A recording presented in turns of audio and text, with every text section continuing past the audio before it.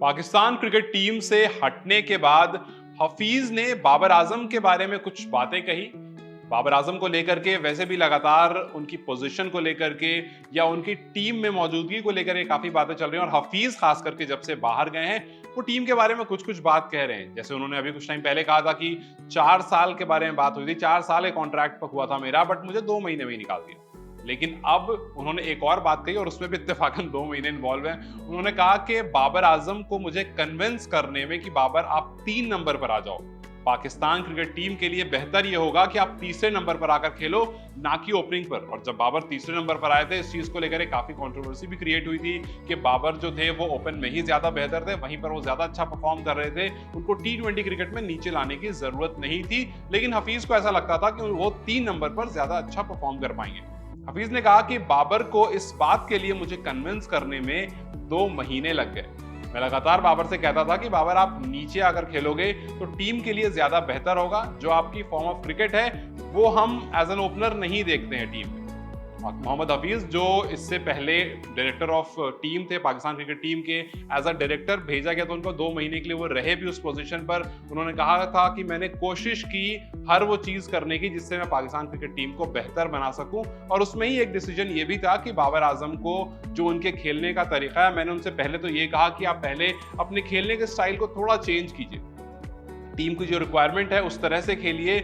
और आपको ये बात पता होनी चाहिए कि आप एक पिवटल रोल निभाते हो टीम में, तो आपकी जो इनिंग्स हैं वो बहुत इंपॉर्टेंट होती हैं, और जिस तरह से आप ओपन करते हो वो बहुत इंपॉर्टेंट पोजीशन है, और उतनी ही इंपॉर्टेंट पोजीशन थर्ड पोजीशन भी है जहां पर 1 डाउन जिसको हम कहते हैं। तो बेहतर ये होगा कि आप वहां पर आकर खेलो। फिर अच्छी बात ये उन्होंने कहा कि मैं इस बात से खुश हूं कि उन्होंने मेरी बात मान ली थी, जो बात मैंने उनसे कही वो उन्होंने मान ली। और कहीं ना कहीं आप उनकी अप्रोच भी अगर देखेंगे तो वो चेंज हुई, उनको जो गाइडेंस दी गई, आजम की जो अप्रोच चेंज हुई, जो स्ट्रैटेजिक अप्रोच थी जो हमने उस 5 T20 में देखी, उसमें वो कहीं ना कहीं हफीज के द्वारा बताई हुई थी। अगर आपको याद होगा तो ऑस्ट्रेलिया सीरीज से हारने के बाद पाकिस्तान न्यूजीलैंड के साथ 5 मैच की T20 सीरीज खेल रहा था, और उसमें भी हफीज साथ में ही थे टीम के। और वहां पर बाबर आजम ने पहले 3 मैचेस में 3 हाफ सेंचुरीज लगाई थी, लेकिन वहां पर उनके प्लेइंग स्टाइल को लेकर के सवाल हुआ था कि बाबर आजम आते हैं, थोड़ा सेट होते हैं और उसके बाद रन मारना शुरू करते हैं। हर मैच में अगर आप देखेंगे तो बाबर 15 से 20 बॉल लेते थे पहला 6 मारने के लिए। T20 is all about hitting 6s and 4s, और अगर आप बाउंड्री लगाने में 20 बॉल ले रहे हैं तो जाहिर सी बात है शायद इसी वजह से हफीज ने उनको नीचे भेजा था। लेकिन ऐसा नहीं है कि जब वो ओपन करते तो भी उनके हालात यही थे।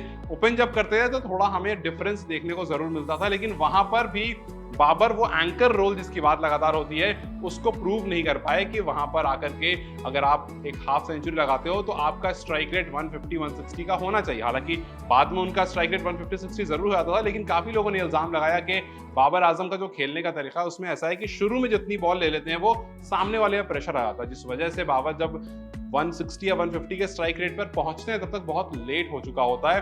और हमने कल भी पेशावर ज़ल्मी से जब मैच हो रहा था वहां पर भी हमने देखा कि हालांकि उन्होंने शुरुआत काफी अच्छी करी थी। कल उन्होंने कुल 29 बॉल में हाफ सेंचुरी लगा दी थी, लेकिन उसके बाद हुआ फिर वही कि 15 ओवर में आउट हो गए, और उसके बाद जब टीम को जरूरत थी जहां से और आपको एक्सेलरेट करना था वो नहीं कर पाए, और एक बार फिर एक हाफ सेंचुरी आती है। न्यूजीलैंड के खिलाफ भी 3 हाफ सेंचुरी आई थी, वो तीनों मैच पाकिस्तान हारा था, और कल भी जो हाफ सेंचुरी आई उसमें पाकिस्तान मैच हारा। तो टीम को अपने सही एंड पर एंड नहीं कर पाते हैं बाबर आजम।